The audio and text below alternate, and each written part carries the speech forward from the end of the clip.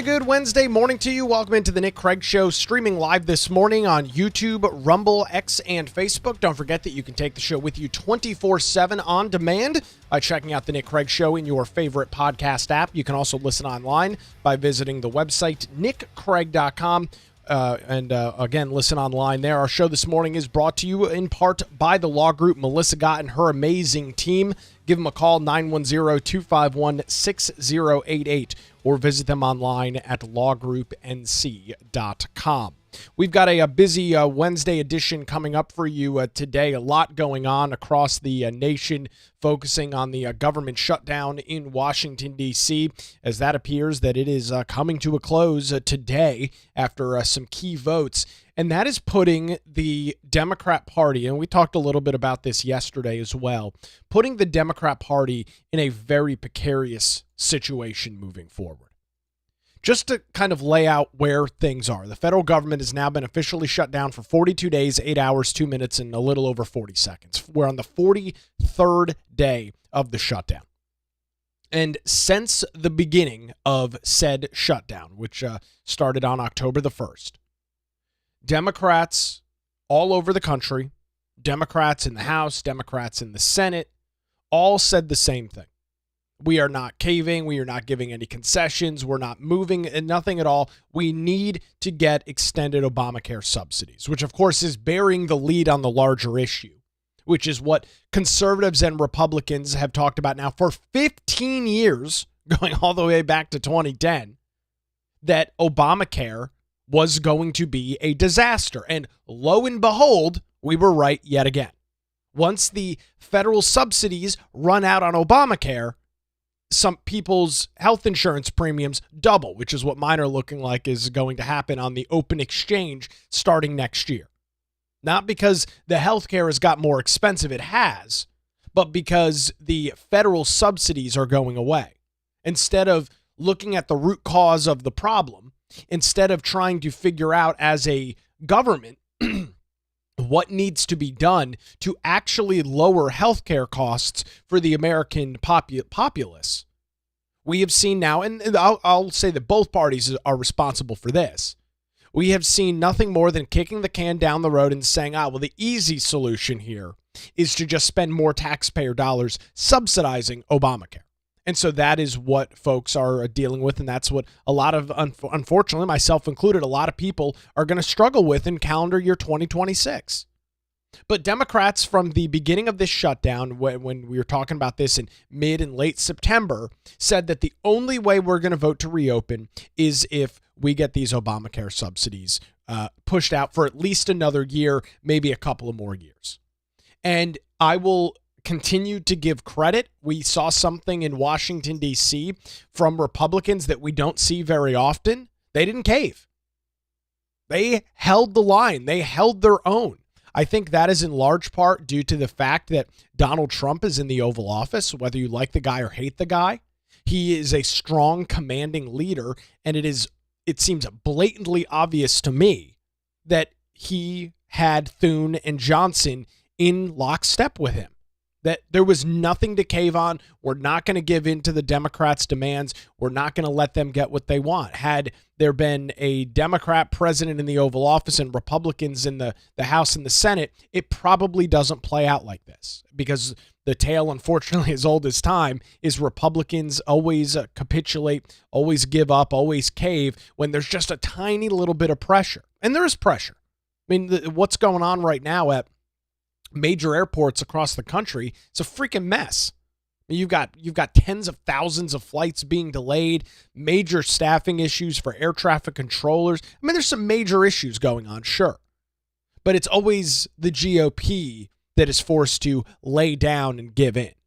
And that didn't happen this time. And I am very glad that we saw that kind of course correction taking place at the federal level.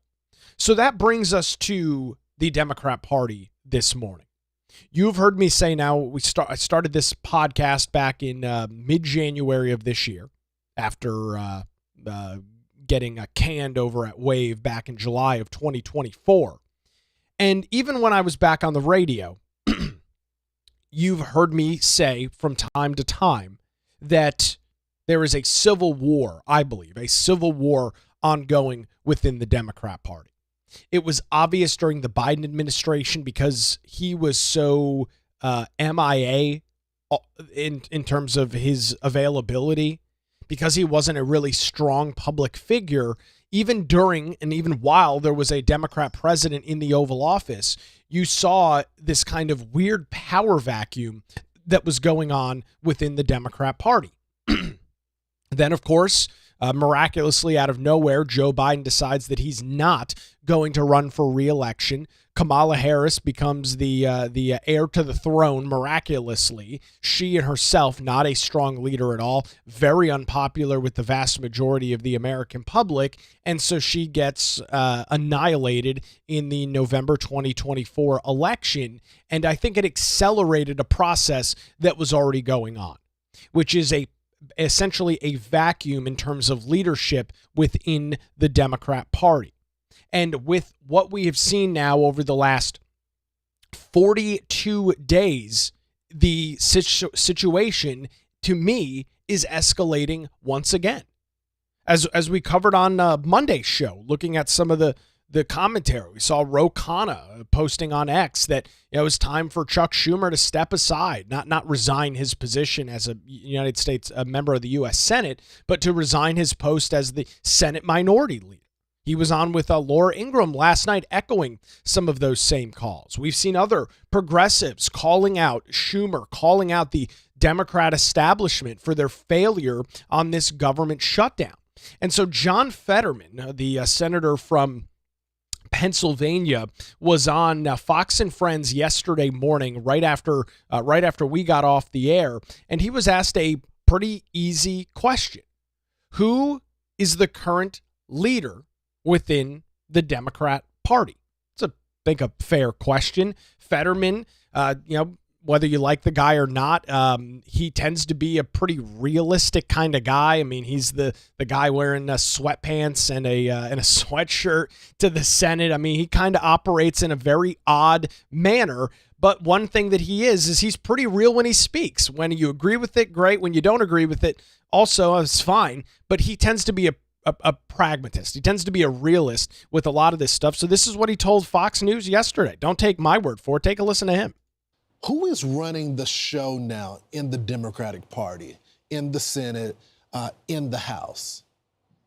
No one really knows, and I think my values are reflected in my vote and the things that I support here, and if that might put me at odds with parts of my party, I'm okay with that. I mean, we need to be a big party, a big tent party. So for me, it's like these are pretty reasonable. I mean, my party's always been opposing shutting our government down. I'm not sure why it's controversial now to devote these things. And I refuse to put all these people in the middle of this political kinds of brinkmanship. No one really knows. The direct quote from Senator John Fetterman from Pennsylvania. No one really knows. Now, this does not come as a surprise and shock to you. It does not come as a surprise and shock to me. You are astute political observers. You are individuals that follow what goes on in the political system pretty much day in and day out. So you're not surprised and shocked to hear that nobody really knows. That there is a huge power struggle that is ongoing within the Democrat Party. And, when you look at how Democrats got to this position, a lot of this goes back to Barack Obama. And that's not Barack Obama's fault, but he was such a strong leader within the Democrat Party. He did such a good job at commanding Democrat support that when he of course, served his 2 terms in the Oval Office and then, of course, took a step back, which is the normal process after your term as 8 years in the Oval Office is done, it left a huge gaping hole within the Democrat Party. And I say that as kind of a precursor and a little bit of a warning to us on the more conservative side of the political aisle. There is a possibility that you see something similar with the GOP when Trump is done in 2028. Now, he will likely still be more involved than Obama was. Obama kind of, for the large part, kind of vanished pretty quickly after Hillary Clinton got her clocks cleaned in 2016 by Trump and the American voters. So it's not, nothing is guaranteed. And there, I think there's a strong likelihood that Trump stays a little bit more involved than we saw like with Obama. But the point still stands. When you have a very, very strong leader like Donald Trump, like Barack Obama, when those individuals are no longer at the top of the ticket, when those individuals are no longer steering the ship, they're no longer the captain, they're no longer calling everything out, you see some fracturing and you can see a power vacuum like what you're seeing right now in the Democrat Party. I don't think it'll be anywhere near as bad on the GOP side because I think there are some stronger leaders behind Trump. Of course, you look at somebody like a J.D. Vance. You look at somebody like a Marco Rubio. You look at a Lee Zeldin. I think overall the GOP's bench tends to be a lot stronger, at least at the national level, than the Democrats is. Because when you look at the Democrat Party, I mean, their leaders were over the last couple of years, Chuck Schumer, Joe Biden, and Nancy Pelosi. I mean, you're talking about a bunch of old white politicians. I mean, that's their group. There's no diversity in that at all. You're talking about lifelong politicians, individuals who have done nothing in their lives except either be in the House, be in the Senate, or be in the White House, which is what Pelosi, Biden, and Schumer have all done. I mean, that's your core three of the Democrat Party. The GOP, I don't think, struggles from that as much. They're from an age perspective. I mean, you look at Rubio and Vance and Lee Zeldin and even somebody like Mike Johnson. They're on the younger side in comparison to Pelosi, Schumer, and Biden. So they've got that going for them. But I kind of just set that out there as maybe a precursor to some of the conversations we could be having here in a couple of years. So John Fetterman on Fox News says no one really knows who is leading the Democrat Party. And this is backed up by a recent Politico article that I caught. I've had this in my notes for a couple of days, just haven't had a chance to get to it. And it was a poll that they ran, which was asking voters who the Democrats, and this was a poll of asking Democrats who they believe that their leader is. And I'll get into those results coming up here in a couple of minutes. We'll go through what's coming out in that poll. But I want to play you a clip from The Daily Show, which Jon Stewart used to be pretty funny. Unfortunately, not as much anymore. Kind of just a hack, so-called hack pseudo comedian. So he opened his show Monday night and really excoriated the Democrats in a way that I thought was pretty humorous. There is some bleeped out profanity in this clip. So there's no F words or anything. It's obvious what he's saying. It is bleeped out, but this was Jon Stewart earlier this week. Take a listen. And what, you ask, is it? Well, it is the Democrats. You remember the Democrats? They shut down the government last month for a very particular reason. Any deal must secure the extension of the ACA tax credits. This is about my party saying enough is enough. Democrats will not back down. Do not stop fighting. We're in this fight until we win this fight because we know we're on the right side of this fight. It's literally life or death. So Democrats have 3 words for this. No way. Well, funny story.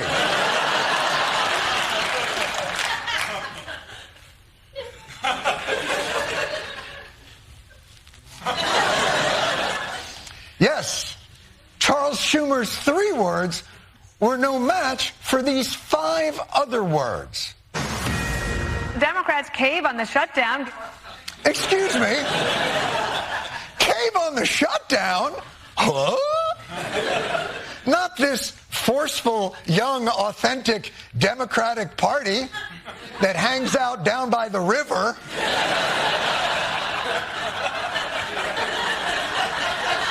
And curses in what appears to be a cerulean blue blazer. And I say, no f***ing way.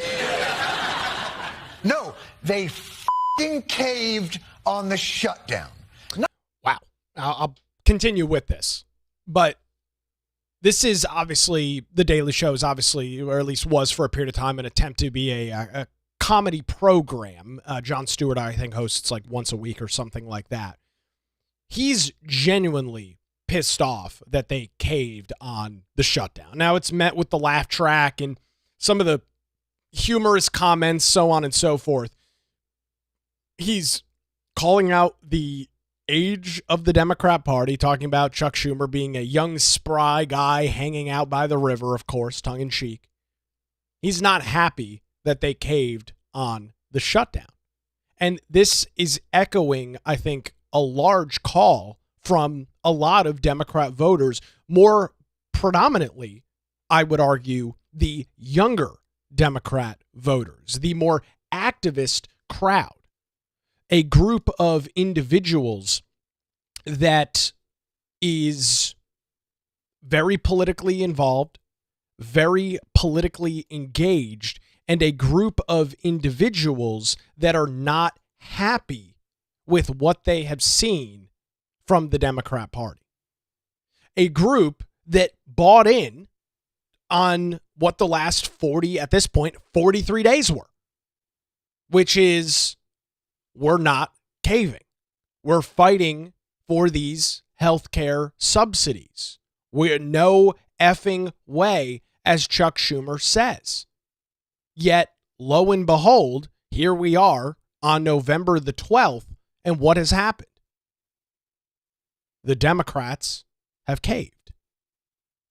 And it's kind of interesting to listen to the clip and watch the clip from Jon Stewart, because as he talks about Democrats not caving, as he talks about Democrats saying, and played a couple of clips of various Democrats saying, this is not what's not going to happen. We're not going to let this take place. It's interesting because I go back to where we all began on this in mid to late September. What was the plan? What was the plan? Republicans have control of the Oval Office. Republicans have control of the House. Republicans have control of the Senate. And so with those facts, which are facts, being laid out on the table, I guess Democrats just assumed, and maybe rightfully so based on past activities, maybe they just assumed that Republicans were just going to roll over on this issue, that Republicans weren't going to be able to stand strong on this when the rubber met the road and when tens of thousands of flights were getting delayed and there were backlogs and food stamps are getting cut off, that it would be the GOP that would cave to the political pressure. And I can't necessarily fault them for thinking that based on past political events, past political activities. I can't necessarily fault and blame them for that. But that was a huge freaking gamble. And if there were somebody else in the Oval Office, if you didn't have such a strong person like Donald Trump in the White House, I may have said, yeah, there's probably a pretty good shot at that. But not with Trump in the Oval Office. He made this abundantly clear. And both Hakeem Jeffries and Chuck Schumer sat down with him before the shutdown. They were in the Oval Office with Thune and Mike Johnson. And I obviously was not in those meetings. They were not public meetings. I am pretty confident that Trump made it abundantly clear to Schumer and Jeffries that they were not going to move off of this point. And so I guess it's only fair to say that they didn't take that seriously. that they didn't believe that that was going to be the case. And so fast forward now 40 some odd days, and Democrats are in the position that they said they weren't going to be in. Here's more from Jon Stewart. Not even a full week removed from the best election night results they've had in years.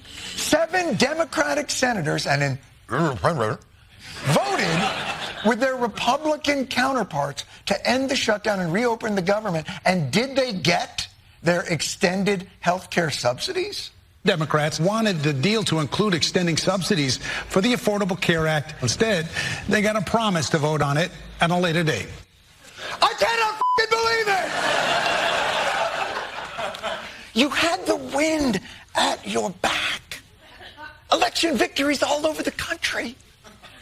The new Sydney Sweeney movie, box office bupkis. So he says, you know, they got their wind at their back. I'm not going to play any more of it. YouTube's probably going to pull this video down for having the audacity to play a couple of minutes from Jon Stewart. But I play that not because it's enlightening or anything like that, but because it's an interesting mix from a guy who tends to tries to maybe play the middle of the road a little bit, but at the end of the day, we know that Jon Stewart is a progressive. We know that he's a Democrat. It's no surprise. It's no secret. The Daily Show, in any of its modern success, is all because of Donald Trump and because they can constantly punch at Trump. It's not really funny anymore. I mean, you go back 15 years or so, The Daily Show, some of these other programs like the Stephen Colbert Report, which used to be on Comedy Central, they were funny, kind of humorous political shows, but they've kind of lost that. They've gone so overboard with it that it's not really funny anymore. He's not happy. His audience that is in studio, who, as you can imagine, are a vast majority of them are progressives, are Democrats. They're not happy with this either. And so it leads you to this point where you start asking the question, as I've been asking now for years, who is the leader of the Democrat Party? And so I've got this disastrous poll from Politico in which it came out just a couple of days ago, back on the 7th. So it was published on it was published last Friday, and it asked voters across the country, those that are self-described Democrats, who you believe the leader of your party is. So, and of course, you will ask Democrats to determine who the leader of their party is.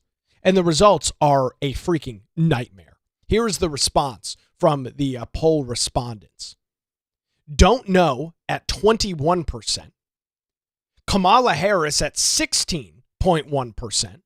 Nobody at 10.5%. Chuck Schumer, 7.7%. Hakeem Jeffries, 7.4%. He's tied with Barack Obama, who's not even in the political sphere anymore, at 7.4%. Gavin Newsom, 6.2%. Joe Biden, 4.4%. General answer, whatever the hell that means, at 2.9%. And then a bunch of other random people. Ken Martin, who's the head of the DNC, Bernie Sanders under 2 percentage points, Hillary Clinton at 1.2%, AOC 1%, Jasmine Crockett, even Donald Trump had 0.8%, which is, by the way, stronger than Nancy Pelosi. This is a freaking nightmare for the Democrats. I mean, this is absolute code red, sound the alarms. There is not anybody that is even close. Not even close to being the overwhelming majority within the Democrat Party. Now, the individuals that responded to this, these were answers given by 2024 Kamala Harris voters. So it's no surprise that she is leading in this poll. But her leading is only 16%. And it wasn't even the highest answer, because don't know received 21% of the votes, 5 percentage points higher than what Harris was able to pull in this poll. And so you look at this, you look at these level of responses, and you can see the issue that the Democrat Party is dealing with right now. From day one of this government shutdown, back in late September, I don't truly believe they had a plan outside of Republicans will cave, Republicans will fold. And to me, that's not really a plan. That's something that you can hope happens. That's something, as I just mentioned a couple of minutes ago, in years past, you might have been able to say, oh yeah, we've seen this story play out before. That's what's going to happen. That if that was truly the approach, which is the only thing that I can draw a conclusion to, boy, was that a really bad idea. Boy, did that not work out in the favor of Democrats in any way, shape, or form. Because here you are now 43 days later, the House is going to convene today on Wednesday, and they will have enough votes to reopen the federal government. Federal employees will get their back pay. SNAP benefits will be reinstated, at least in some part. Interesting decision from the Supreme Court we'll get into coming up here in a few minutes. The air traffic controllers will be back at their jobs as we head into Thanksgiving. Flight, of course, you'll have your normal holiday congestion at the airports, but you won't be dealing with the shutdown as a major issue. And so, as I asked, yesterday, as we talked about yesterday on the show, all of this was for nothing.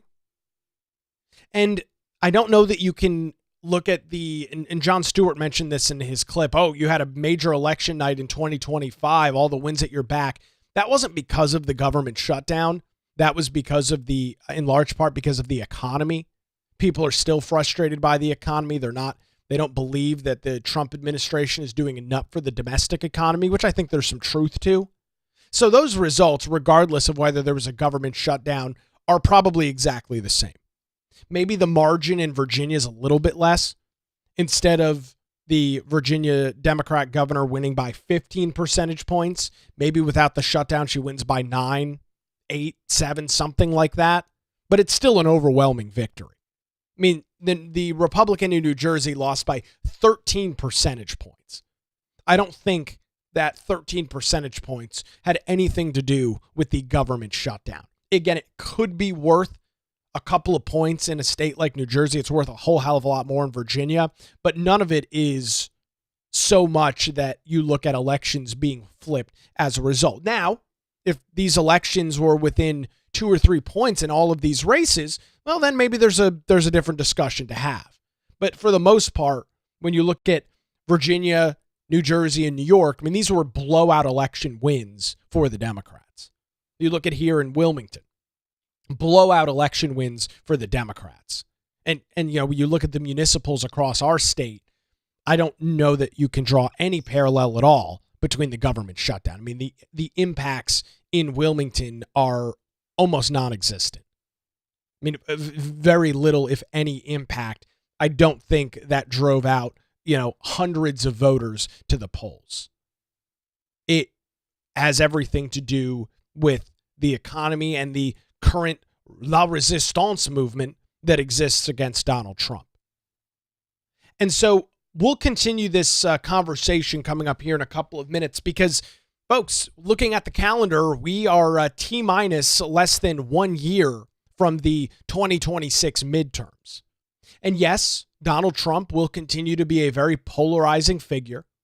He will continue to keep Democrats pissed off because he is, destroying a lot of their pet projects at an absolutely astounding level up in Washington, D.C. So they're still going to continue to be pissed off. They're going to rally against Trump because they don't like him. But one thing that I can guarantee you needs to be the case is that the Democrat Party will need a strong leader. The Democrat Party will need somebody to lead them into 2026. And if you look at the, going back to this Politico poll, if you look at this information here and you look at the question, who do you consider, this was the question that was asked, who do you consider to be the leader of the Democrat Party? This is not what you'd want to see if you're a Democrat going into November of next year. This is not what you want to see at all. Don't know is your top vote getter. Very much echoing the comment from John Fetterman yesterday on Fox and Friends when he was asked, who's the leader of the Democrat Party, quote, no one really knows.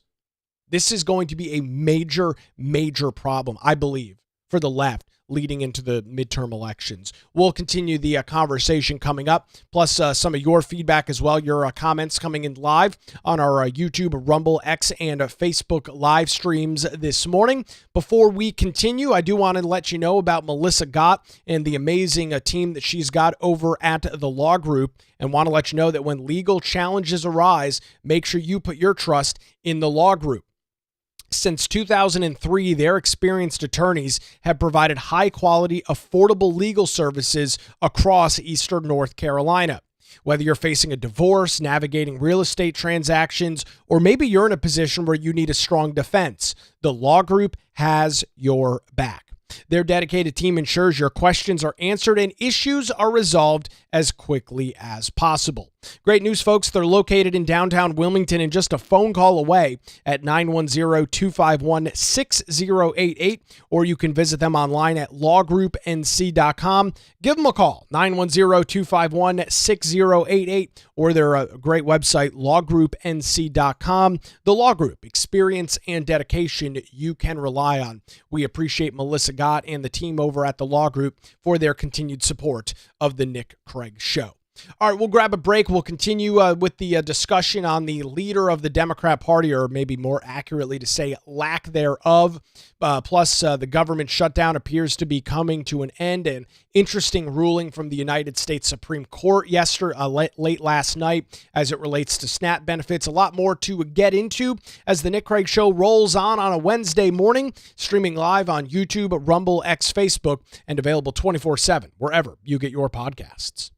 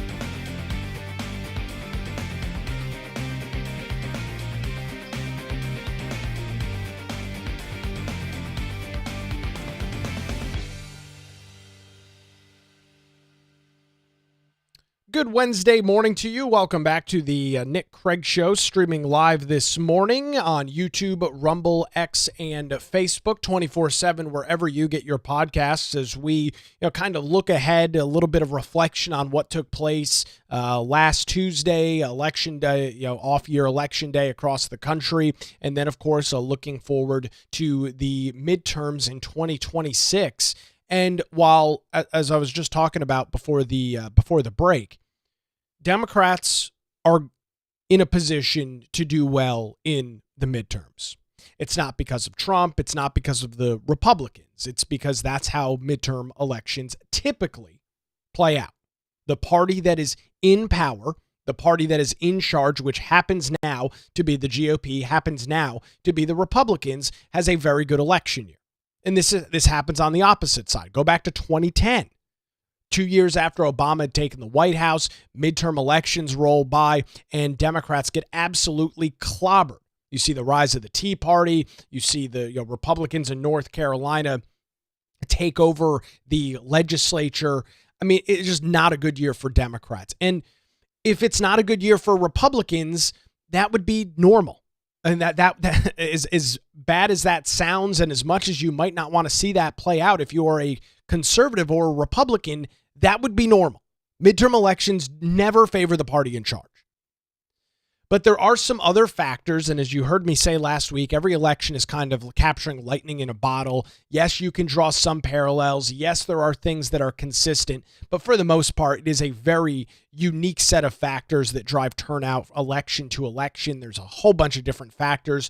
They are all very unique, and it's hard to draw parallels, even from things that happened 1, 2, even 3 or 4 years ago, and try and bring those things forward to another election or a re-election, depending on who you are, the candidate, so on and so forth.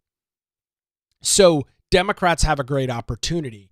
And with that, you have to have somebody steering the ship.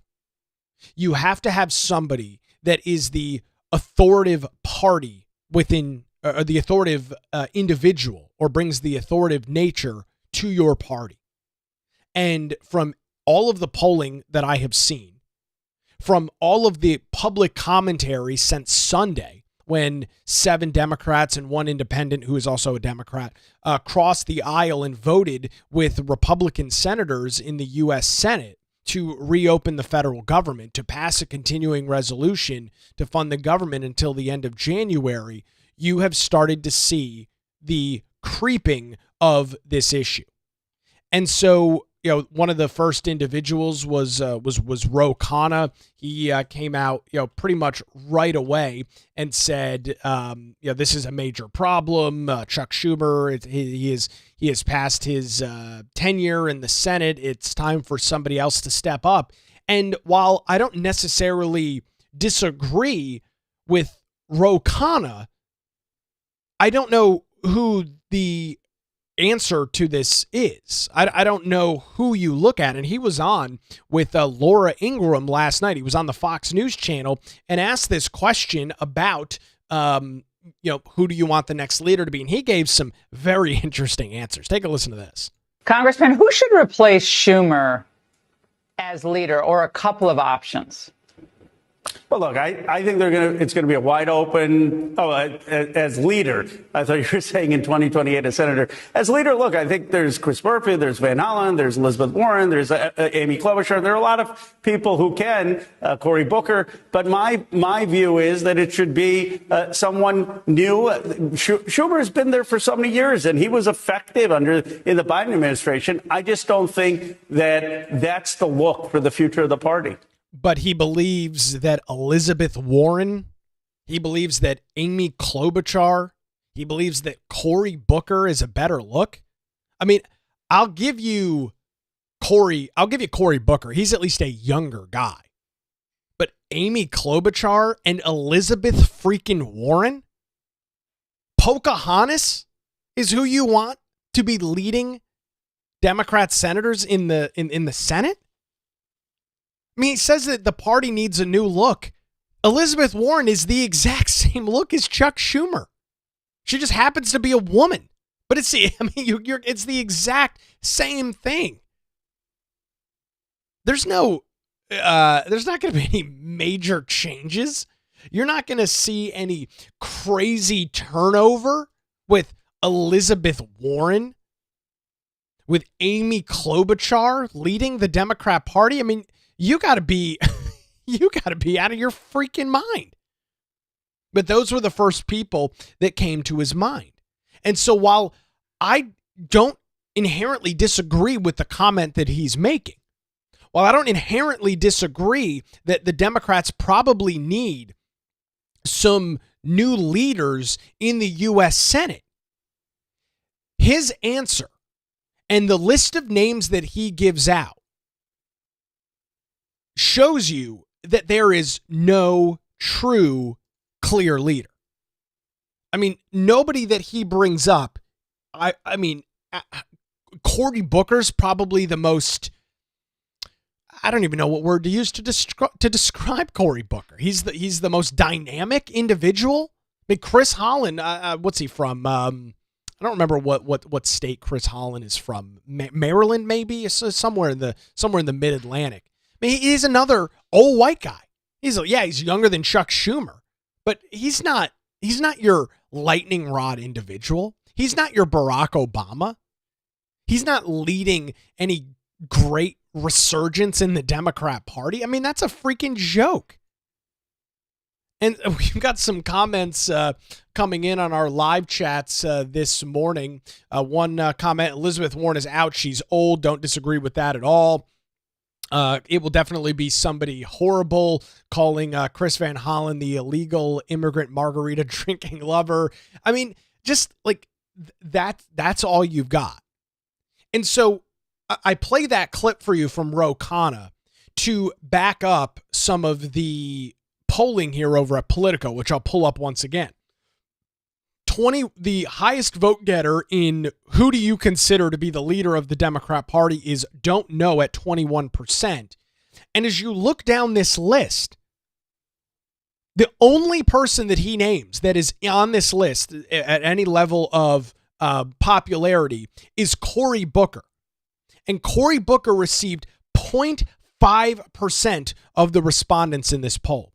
Donald Trump has more people believing that he should be the leader of the Democrat Party than Cory Booker. And so out of all of the names that he lists off there, none of these individuals are even polling. I mean, only one is really polling at all, and he's not even polling above a full 0.5 percentage point. And so it brings me to what a comment that just comes in on our Rumble live chat, stole it right out of my mouth. He didn't mention AOC.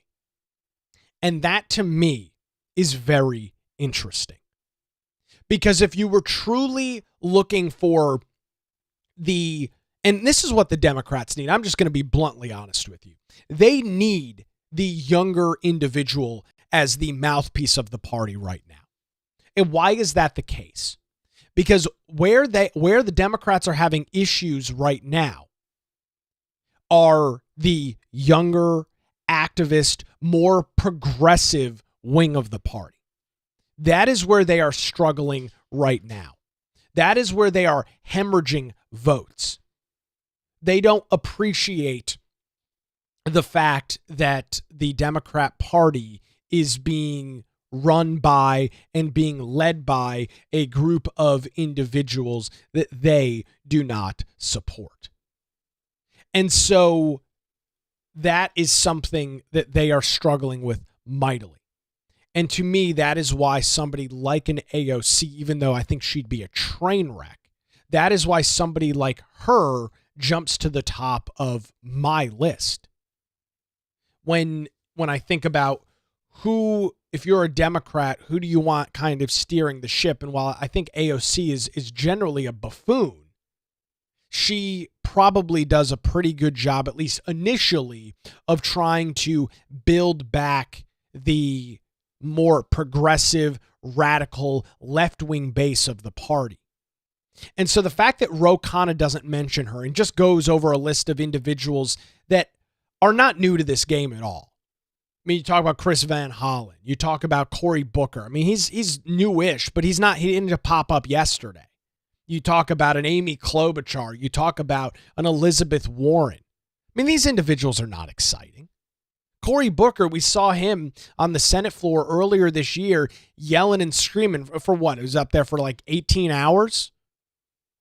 With a vein practically popping out of his forehead. Oh, he was so pissed off at Donald Trump and the Republicans. And the Cory Booker one is interesting because he was a guy that just back a couple of years ago many on the right, and I think rightfully so, looked at him as a very serious threat.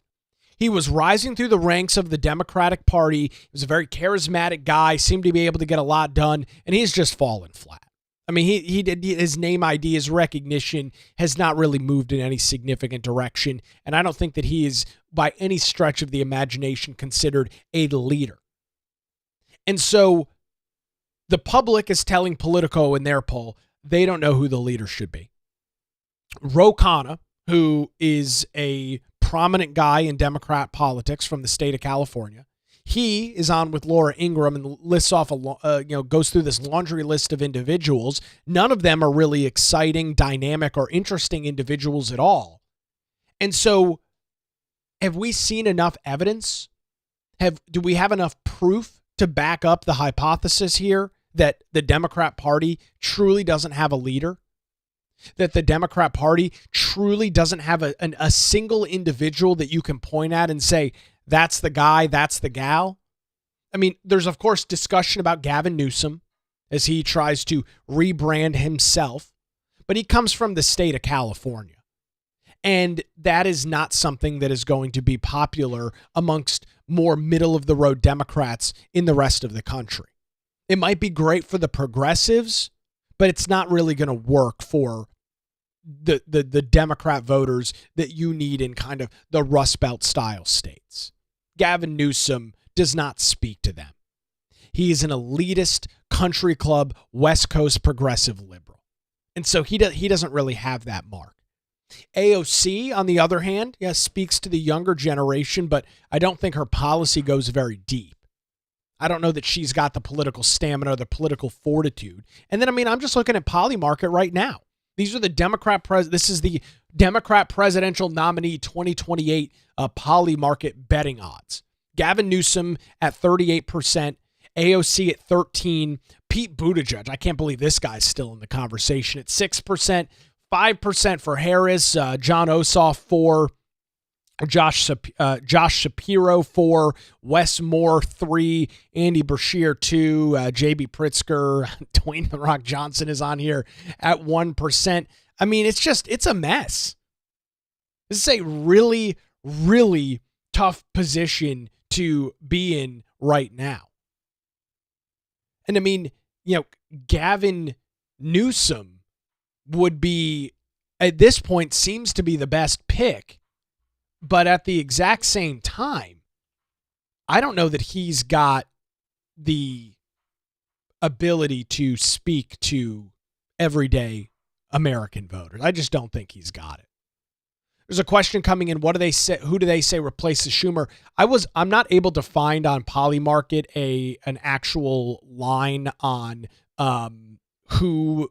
Not on a line of who will replace Schumer. I did find this of will Schumer remain the majority leader through 2025. That's obviously just through the end of the year, and that's high. That's at 93%.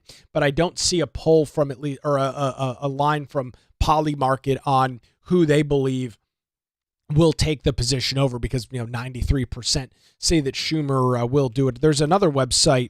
I think it's Kashi or something like that. They tend to have some predictions and futures and things like that. So I'll look over there real quick and see if they've got anything. And they've got a very similar, they've got a very similar poll about Chuck Schumer being this. Their question is, will Chuck Schumer no longer be the Senate minority leader this year? That's at 7%, meaning that it's very strong. It's actually the exact same number that you're seeing over at Polymarket. So he will remain the leader through the end of the year. And there's really no consensus on who comes forward in this. And the time has got to be now. We're a couple of weeks away from Thanksgiving. We are less than 2 months away, at this point, about 6 weeks away from Christmas. And at this point, I don't know how this party turns the corner into 2026, literally the flip of the calendar, and kind of gets off running. And there's an interesting comment coming in on our Rumble live chat. None, talking about the Democrats that we're talking about, none have a platform other than Orange Man Bad. But when OMB is gone, they have nothing.